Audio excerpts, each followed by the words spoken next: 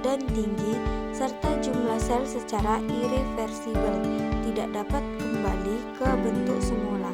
Pertumbuhan bersifat kuantitatif atau dapat diukur menggunakan auxanometer. Pertumbuhan terjadi karena pertambahan jumlah sel dan perbesaran sel.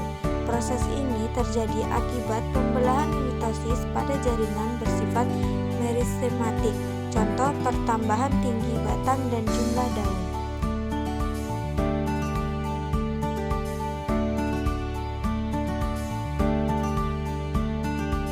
Perkembangan adalah proses terspesialisasi sel menuju ke bentuk dan fungsi tertentu yang mengarah ke tingkat kedewasaan yang bersifat kualitatif atau tidak dapat dihitung dan irreversibel. Contoh munculnya bunga sebagai alat perkembangbiakan. Pengaruh cahaya juga berbeda pada setiap jenis tanaman. Tanaman C4, C3, dan CAM memiliki reaksi fisiologi yang berbeda terhadap pengaruh intensitas, kualitas, dan lama penyinaran oleh cahaya matahari. Selain itu, setiap jenis tanaman memiliki sifat yang berbeda dalam hal fotoperiodisme, yaitu lamanya penyinaran dalam suatu hari yang diterima tanaman. Perbedaan respon pertumbuhan terhadap lama penyinaran atau disebut juga fotoperiodisme menjadikan tanaman dikelompokkan menjadi tanaman hari netral, tanaman hari panjang, dan tanaman hari pendek.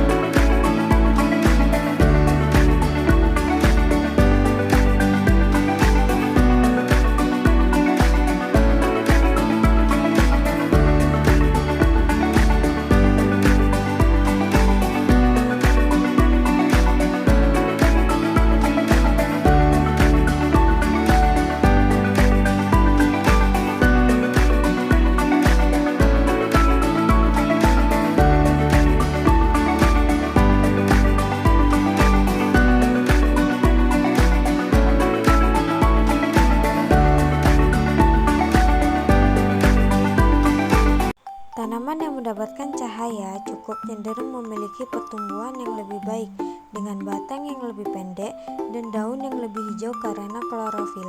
Sebaliknya, tanaman yang tumbuh di tempat gelap menunjukkan pertumbuhan batang yang lebih cepat namun tidak normal, serta daun yang pucat akibat kekurangan klorofil.